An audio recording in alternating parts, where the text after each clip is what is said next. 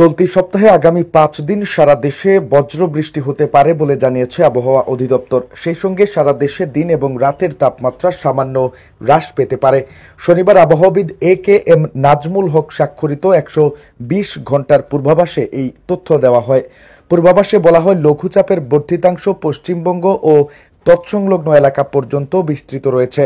এই অবস্থায় শনিবার রংপুর ও সিলেট বিভাগের কিছু কিছু জায়গায় এবং রাজশাহী, ময়মনসিংহ, খুলনা ও ঢাকা বিভাগের দু এক জায়গায় অস্থায়ীভাবে দমকা হাওয়া সহ বজ্রবৃষ্টি হতে পারে।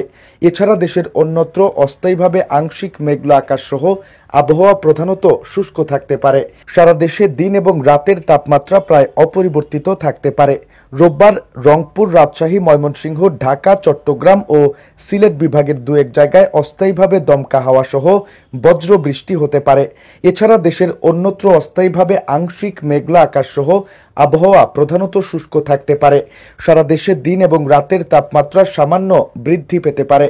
সোমবার রংপুর, রাজশাহী, ঢাকা, চট্টগ্রাম, খুলনা ও সিলেট বিভাগের দু এক জায়গায় অস্থায়ীভাবে দমকা হাওয়া সহ বজ্রবৃষ্টি হতে পারে। এছাড়া দেশের অন্যত্র অস্থায়ীভাবে আংশিক মেঘলা আকাশ সহ আবহাওয়া প্রধানত শুষ্ক থাকতে পারে। সারা দেশে দিন এবং রাতের তাপমাত্রা সামান্য হ্রাস পেতে পারে। মঙ্গলবার রংপুর, রাজশাহী, ঢাকা, ময়মনসিংহ, খুলনা, বরিশাল, চট্টগ্রাম ও সিলেট বিভাগের দু এক জায়গায় অস্থায়ীভাবে দমকা হাওয়া সহ বজ্রবৃষ্টি হতে পারে। সারা দেশে দিনের এবং রাতের তাপমাত্রা সামান্য হ্রাস পেতে পারে। বুধবার রংপুর, রাজশাহী, ঢাকা, ময়মনসিংহ, চট্টগ্রাম ও সিলেট বিভাগের কিছু কিছু জায়গায়, খুলনা ও বরিশাল বিভাগের দু এক জায়গায় অস্থায়ীভাবে দমকা হাওয়া সহ বজ্রবৃষ্টি হতে পারে। সারা দেশে দিনের তাপমাত্রা এবং রাতের তাপমাত্রা সামান্য হ্রাস পেতে পারে।